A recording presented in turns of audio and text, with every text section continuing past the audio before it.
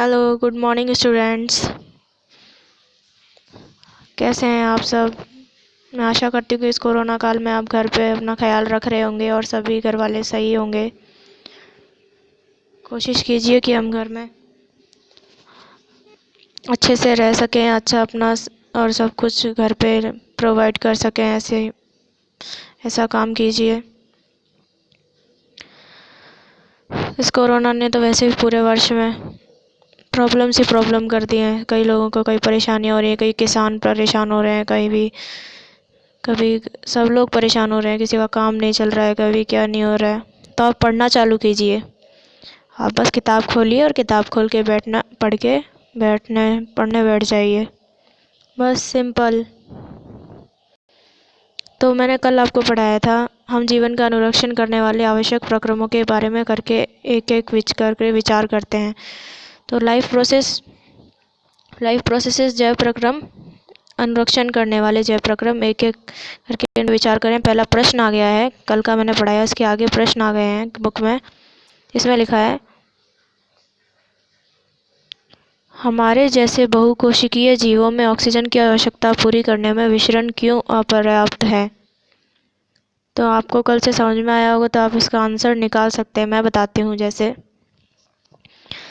हमारे जैसे बहुकोशिकीय जीवों में ऑक्सीजन की आवश्यकता पूरी करने में विसरण क्यों अपर्याप्त है? विसरण क्या होता है? विसरण का मतलब होता है आदान प्रदान होता है।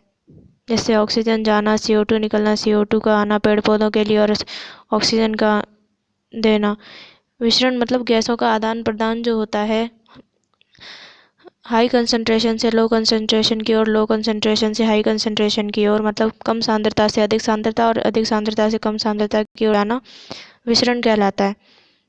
तो बहुकोशिकीय जीवों में ऑक्सीजन की आवश्यकता, तो देखिए, ऑक्सीजन की आवश्यकता पूरी करने में विसरण क्यों अपर्याप्त है? क्योंकि केवल आदान प्रदान से ही ऑक्सीजन की आवश्यकता पूरी नहीं हो सकती। हमारा वातावरण भी ऑक्सीजन वाला होना चाहिए, मतलब हरे भरे पेड़ पौधे होने चाहिए आसपास, और जिससे ऑक्सीजन पर्याप्त मात्रा में प्राप्त हो। पॉल्यूशन ज़्यादा नहीं होना चाहिए। फैक्ट्रीज जो है वो घरों से दूर होनी चाहिए, उनका एरिया अलग होना चाहिए, और घरों का एरिया अलग होना चाहिए, जिससे ऑक्सीजन पर्याप्त मात्रा में मिल सके, प्रदूषण ज़्यादा ना हो।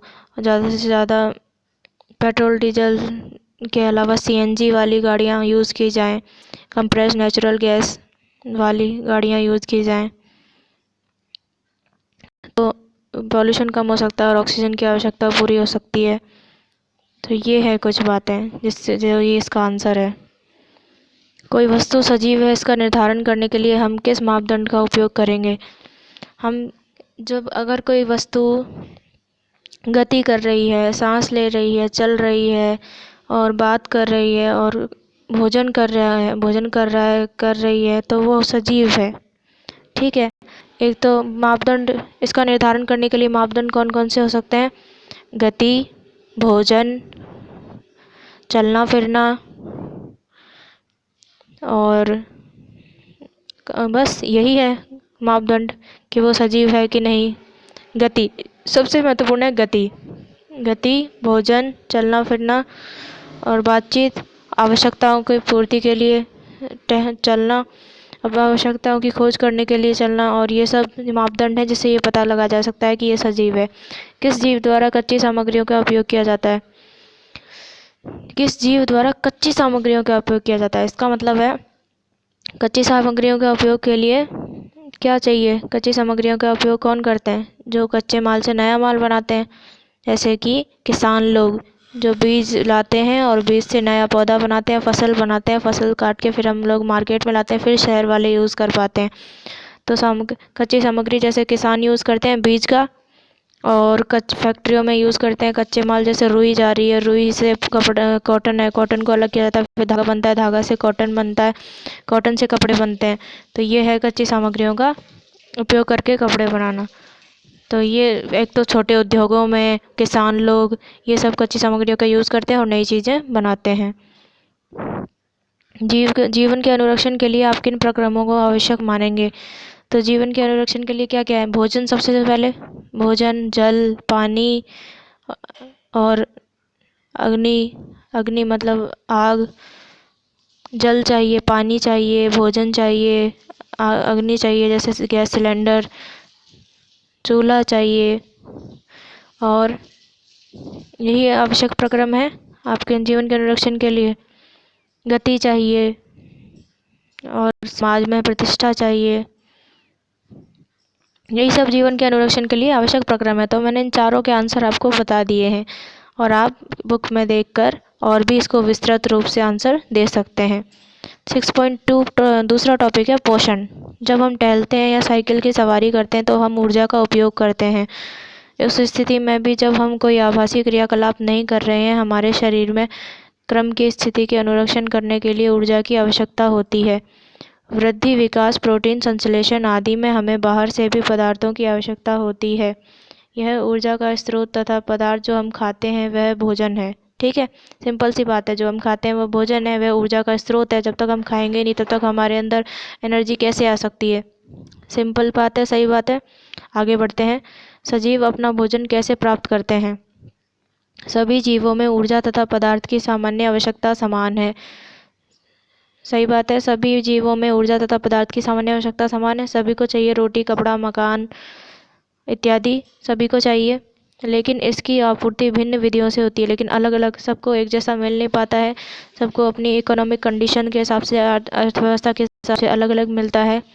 कुछ जीव अकार्बनिक स्रोतों से कार्बन डाइऑक्साइड तथा जल के रूप में सरल पदार्थ प्राप्त होते हैं। कुछ जीव अकार्बनिक स्रोतों से, कुछ जीव जैसे एनिमल्स हुए या फिर ह्यूमन बीइंग्स हुए, मानव जानवर और फैक्ट्री में काम करने वाले लोग, किसान, ये सब अलग अलग हैं। तो अकार्बनिक स्रोतों से कार्बन डाइऑक्साइड तथा जल के रूप में सरल पदार्थ प्राप्त करते हैं। कुछ अपन शहर वाले मार्केट से ले आते हैं, गांव वाले खेतों से ले आते हैं। तो इनकी जो इनको प्राप्त होता है वो अलग अलग जगह से प्राप्त होता है। इसलिए लिखा है अकार्बनिक स्रोतों से कार्बन डाइऑक्साइड तथा जल के रूप में सरल पदार्थ प्राप्त करते हैं। अकार्बनिक होता है जैसे कि जो कार्बन से नहीं बने होते हैं। अकार्बनिक जो जैसे कि अकार्बनिक स्रोतों में आ जाएगा, जैसे पेट्रोलियम हुआ, और पेट्रोलियम के अलावा यही सब चीज़ें जो गाड़ियों वगैरह में यूज़ होती हैं वो अकार्बनिक स्रोत हो गए। ये जीव स्वपोषी हैं जिनमें सभी हरे पौधे तथा कुछ जीवाणु हैं। ये जीव स्वपोषी हैं जिनमें सभी हरे पौधे तथा कुछ जीवाणु हैं। जो हरे पौधे होते हैं वो सब स्वपोषी होते हैं। हरे पौधे स्वपोषी तथा जिनमें सभी हरे पौधे वे सारे तथा कुछ जीवाणु हैं। सभी अकार्बनिक स्रोतों में कौन कौन आता है? स्वपोषी और हरे पौधे तथा कुछ जीवाणु, क्योंकि ये अपना भोजन स्वयं बनाते हैं, खुद बनाते हैं। ठीक है, इन्हें किसी से लेने की आवश्यकता नहीं होती। ये सनलाइट की प्रेजेंस में खुद भोजन बनाते हैं, इसलिए ये स्वपोषी कहलाते हैं। ऑटोट्रॉफिक, स्वपोषी को हिंदी में इंग्लिश में बोलते हैं ऑटोट्रॉफिक प्लांट्स। ठीक है, जिनमें ग्रीन ट्रीज आ जाते हैं और कुछ बैक्टीरियाज आ जाते हैं। ओके, इन्हें बोलते हैं ऑटोट्रॉफिक, स्वपोषी।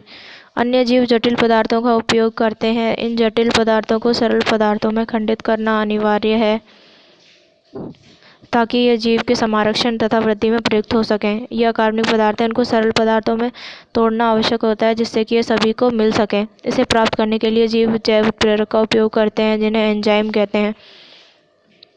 इसे प्राप्त करने के लिए जो भी जीव हैं वो जैव उत्प्रेरक का उपयोग करते हैं जिन्हें एंजाइम कहते हैं।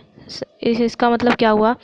जो भी जीव है अपनी दैनिक आवश्यकताओं की पूर्ति करने के लिए जो भी वस्तुएं यूज करते हैं तो वो जैव उत्प्रेरक का काम लेते हैं, जो अपना इसके थ्रू काम आते हैं। जैसे कि डेली जो अपन यूज़ कर रहे हैं उनके लिए जो भी अपन को वस्तुएं यूज़ करनी है, उनके कच्चे माल नया माल बना रहे हैं तो कोई उत्प्रेरक की आवश्यकता होती है, जैसे टेम्परेचर है या पराबैंगनी किरणें हैं, ये उत्प्रेरक हैं, तो इनका यूज़ किया जाता है। ठीक है, या गर्म उन्हें जैव उत्प्रेरक का जो उपयोग करते हैं। और ये जो जैव उत्प्रेरक होते हैं जिनसे कच्चे माल से नया माल प्राप्त होता है उन्हें है ना, जो जैव उत्प्रेरक कहलाते हैं। उन जैव उत्प्रेरकों को एंजाइम कहा जाता है, जो जैव प्रक्रम में जीवन चलाने के लिए आवश्यक पदार्थ होते हैं, जो कच्चे माल से नया माल प्राप्त करते हैं। और जो बीच में जैव उत्प्रेरक जो यूज़ करते हैं, उन जैव उत्प्रेरकों को एंजाइम कहा जाता है। ठीक है, तो ये आप याद कर लीजिएगा।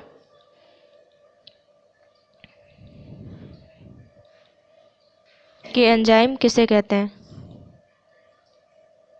ये जैव उत्प्रेरक का उपयोग करते हैं जिन्हें एंजाइम कहते हैं। अतः स्वपोषी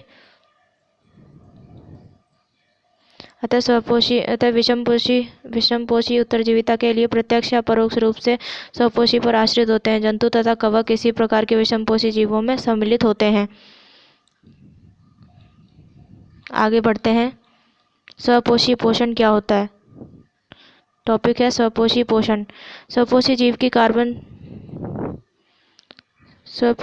की कार्बन तथा ऊर्जा की आवश्यकताएं प्रकाश संश्लेषण द्वारा पूरी होती हैं।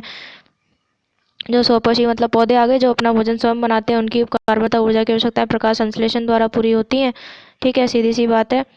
यह वह प्रक्रम है जिसमें स्वपोषी बाहर से लिए पदार्थों को ऊर्जा संचित रूप में परिवर्तित कर देता है। जो बाहर से लेते हैं पौधे अपनी आवश्यकताओं को सनलाइट से लेते हैं और अपनी आवश्यकताओं को पूर्ति खुद करते हैं। ये पदार्थ कार्बन डाइऑक्साइड स्वपोषी होते हैं। ऑटोट्रॉफिक ये पदार्थ कार्बन डाइऑक्साइड तथा जल के रूप में लिए जाते हैं, जो सूर्य के प्रकाश तथा क्लोरोफिल की उपस्थिति में कार्बोहाइड्रेट में परिवर्तित कर दिए जाते हैं। कार्बोहाइड्रेट पौधों को ऊर्जा प्रदान करने में प्रयुक्त होते हैं। अगले अनुभाग में हम अध्ययन करेंगे कि यह कैसे होता है। जो कार्बोहाइड्रेट तुरंत प्रयुक्त नहीं होते हैं, उन्हें मंड के रूप में संचित कर लिया जाता है। यह रक्षित आंतरिक ऊर्जा की तरह कार्य करेगा तथा पौधे द्वारा आवश्यकतानुसार प्रयुक्त कर लिया जाता है।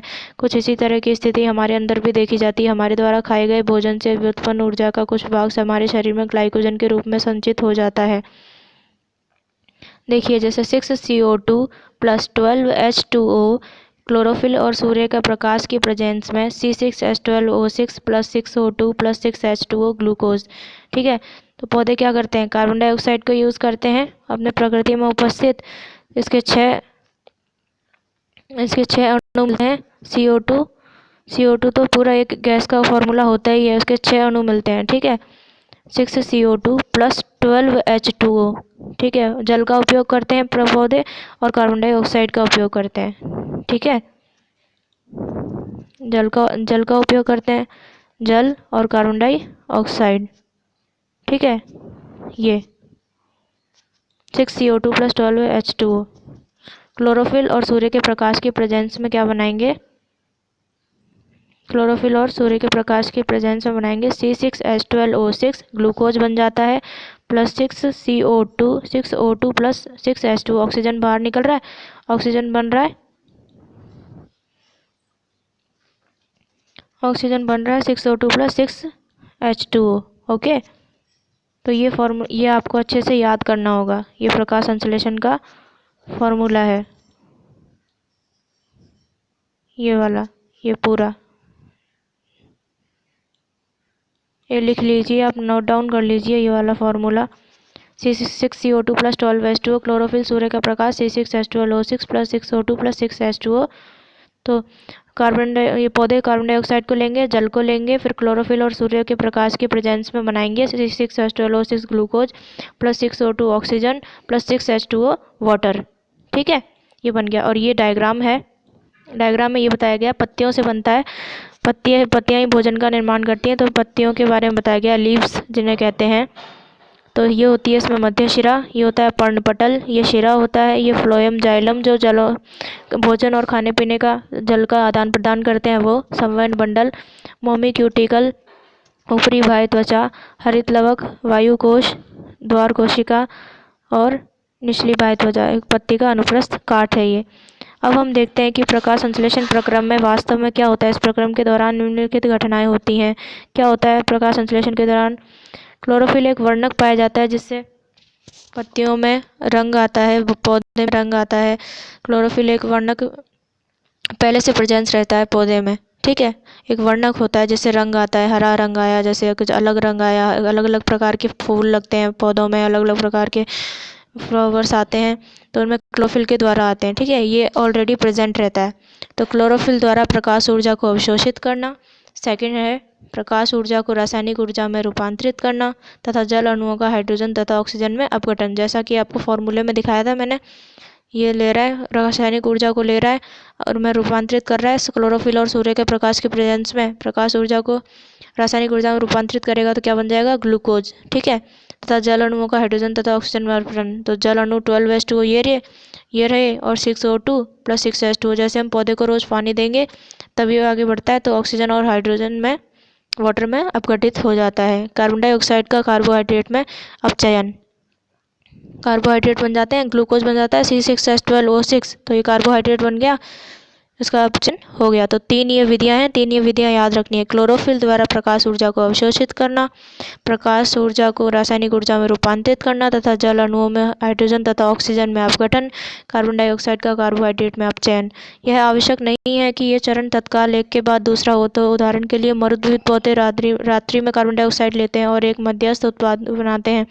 दिन में क्लोरोफिल ऊर्जा अवशोषित करके अंतिम उत्पाद बनाता है। तो कुछ पौधे अलग होते हैं जो रात में कार्बन डाइऑक्साइड लेते हैं और ज़्यादातर पौधे दिन में ही लेते हैं, जो सनलाइट की प्रेजेंस में भोजन बनाते हैं। आइए हम देखें कि जैसे कि बरगद का पेड़ है और अलग जैसे रात रानी है, ये सब पौधे रात में कार्बन डाइऑक्साइड लेते हैं तो और ऑक्सीजन देते हैं। कुछ पौधे अलग होते हैं और ज़्यादातर पौधे जो हम दिन में देखते हैं वो सभी सनलाइट के प्रेजेंस में कार्बन डाइऑक्साइड लेते हैं, वाटर लेते हैं और ग्लूकोज बनाते हैं, भोजन बनाते हैं और पूरे पौधे में जो फ्लोएम और जाइलम के द्वारा जाता है। ओके, आइए हम देखें कि उपरोक्त अभिक्रिया का प्रत्येक घटक प्रकाश संश्लेषण के लिए किस आवश्यक है। यदि आप ध्यानपूर्वक एक पत्ती के अनुप्रस्थ काट का सूक्ष्मदर्शी द्वारा अवलोकन करेंगे तो आप नोट करेंगे कि कुछ कोशिकाओं में हरे रंग के बिंदु दिखाई देते हैं। ये हरे बिंदु कोशिकांग हैं जिन्हें क्लोरोप्लास्ट कहते हैं। ठीक है, हम कुछ लैब में, प्रैक्टिकल लैब में जब आपको पत्ती का अनुप्रस्थ काट दिखाया जाएगा तो ये सारी चीज़ें ऐसे दिखाई देती हैं जैसे ये चित्र में दिखाई गई हैं किताब में, उसी तरीके से दिखाई देती हैं। हरित लवक, वायु कोश, क्लोरोफिल, निचली वायु त्वचा, फ्लोएम, जाइलम, संवहन। इसमें क्लोरोफिल लिखा हुआ नहीं है लेकिन ये हरे रंग में ही क्लोरोफिल होता है। ठीक है, ये पत्ती के अनुप्रस्थ काट में ये प्रैक्टिकल लैब में दिखाया जाता है। ये हरे बिंदु कोशिकांग हैं जिन्हें क्लोरोप्लास्ट कहते हैं, जिन्हें इनमें क्लोरोफिल होता है। आइए हम क्रियाकलाप करते हैं जो दर्शाता है कि प्रकाश संश्लेषण के लिए क्लोरोफिल आवश्यक है। आगे बढ़ते हैं। ये देखिए, ये पत्तियों को दिखाया गया है, ऐसा क्लोरोफिल होता है प्रेजेंट्स। और ये ब्लू में है, ये ग्रीन में है। शबलित पत्ती है, मंड परीक्षण से पहले, मंड परीक्षण के बाद। गमले में लगा एक शबलित पत्ती वाला पौधा लीजिए, उदाहरण के लिए मनी प्लांट या क्रोटन का पौधा। ये एक प्रैक्टिकल है। पौधे को 3 दिन अंधेरे कमरे में रखिए ताकि इसका संपूर्ण मंड प्रयुक्त हो जाए। अब पौधे को लगभग 6 घंटे के लिए सूर्य के प्रकाश में रखिए। पौधे से एक पत्ती तोड़ लीजिए। इसमें ये अपने करने का प्रैक्टिकल है, ये आप खुद करेंगे तब पता चलेगा। गमले में लगा एक शबलित पत्ती वाला पौधा लीजिए। शबलित पत्ती एक अलग पौधा है, एक अलग पत्ती आती है। उदाहरण अपना एग्जाम्पल ले लिया, जैसे मनी प्लांट का ले लिया और क्रोटन का पौधा ले लिया। फिर क्या करेंगे, पौधे को 3 दिन अंधेरे कमरे में रखिए। अंधेरे कमरे में रखेंगे ताकि उसका संपूर्ण मंड प्रयुक्त हो जाए। ठीक है, उसका जो भोजन है वो एक से इकट्ठा हो जाएगा। अब पौधे को लगभग 6 घंटे के लिए सूर्य के प्रकाश में रखिए। अब फिर 6 घंटे के लिए प्रकाश में रख देंगे, जैसे मनी प्लांट के पत्तियाँ को या क्रोटन का पौधा। ठीक है, तो शबलित पत्ता क्या होता है, मनी प्लांट का होता है, क्रोटन का पौधे की पत्ती होती है। पौधे से एक पत्ती तोड़ लीजिए, इसमें हरे भाग को अंकित करिए तथा उन्हें एक कागज़ पर ट्रेस कर लीजिए। कुछ मिनट के लिए इस पत्ती को उबलते पानी में डाल दीजिए। इसके बाद से अल्कोहल से भरे बीकर में डुबा दीजिए। अल्कोहल तो सब जानते होंगे, शराब जो होती है उसमें, उसके भरे बीकर में डुबा दीजिए पत्ती को। तो क्या बनेगा, इस बीकर को सावधानी से जल उष्मक में रखकर तब तक गर्म करिए जब तक अल्कोहल उबलने ना लगे। इतना गर्म करना है। पत्ती के रंग का क्या होता है, विलयन का रंग कैसा हो जाता है, बदल जाएगा। उसमें रखेंगे तो पत्ती का रंग बदल जाएगा, जैसे ग्रीन है तो ब्लू में हो जाएगा। अब कुछ मिनट के लिए इस पत्ती को आयोडीन के तनु विलयन में डाल दीजिए। आयोडीन नमक में होता है तो नमक के विलयन में अगर डाल देते हैं, शराब नहीं तो नमक के सॉल्यूशन में अगर डाल देते हैं तो क्या बन जाता है, पत्ती को बाहर निकालकर उसके आयोडीन को धो डालिए। पत्ती के रंग का अवलोकन कीजिए और प्रारंभ में पत्ती का जो ट्रेस किया था उससे इसकी तुलना कीजिए, तो अलग अलग कलर आ जाएगा। पत्ती के विभिन्न भागों में मंड की उपस्थिति के बारे में आप क्या निष्कर्ष निकालते हैं। ये आ गए अब पत्तियों के रंध्र। हम अध्ययन करते हैं कि पौधे कार्बन डाइऑक्साइड कैसे प्राप्त करते हैं। कक्षा 9 में हमने रंध्र की चर्चा की थी। चित्र जो पत्ती की सतह पर सूक्ष्म छिद्र होते हैं। प्रकाश संश्लेषण के लिए गैसों का अधिकांश आदान प्रदान इन्हीं छिद्रों के द्वारा होता है, लेकिन यहाँ यह जानना भी आवश्यक है कि गैसों का आदान प्रदान तने, जड़ और पत्तियों की सतह से भी होता है। इन रंध्रों से पर्याप्त मात्रा में जल की भी हानि होती है। जब जब प्रकाश संश्लेषण के लिए कार्बन डाइऑक्साइड की आवश्यकता नहीं होती तब पौधा इन छिद्रों को बंद कर लेता है। छिद्रों का खुलना और बंद होना द्वार कोशिकाओं का एक कार्य है। द्वार कोशिकाओं में जब जल अंदर आ जाता है तो वे फूल जाती हैं और रंध्र का छिद्र खुल जाता है। इसी तरह जब द्वार कोशिकाएं सिकुड़ती हैं तो छिद्र बंद हो जाते हैं। सिंपल सी बात है, पत्तियां होती हैं, क्लोरोफिल की प्रेजेंस में लेगा।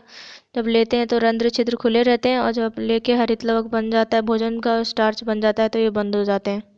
ठीक है, रंध्र छिद्र हरित लवक, खुला तथा बंद रंध्र। बेल जार में ये बंद कर दिया। अंधेरे कमरे में पौधे को पोटेशियम हाइड्रोक्साइड वॉच ग्लास, ये प्रैक्टिकल किया हुआ है, उसका चित्र है। आगे देखते हैं, आगे भी ये प्रैक्टिकल ही आ रहा है, तो आगे वाला प्रैक्टिकल नेक्स्ट वीडियो में करेंगे और आपको बताएंगे कि क्या क्या है ज़रूरी, क्या है आवश्यक।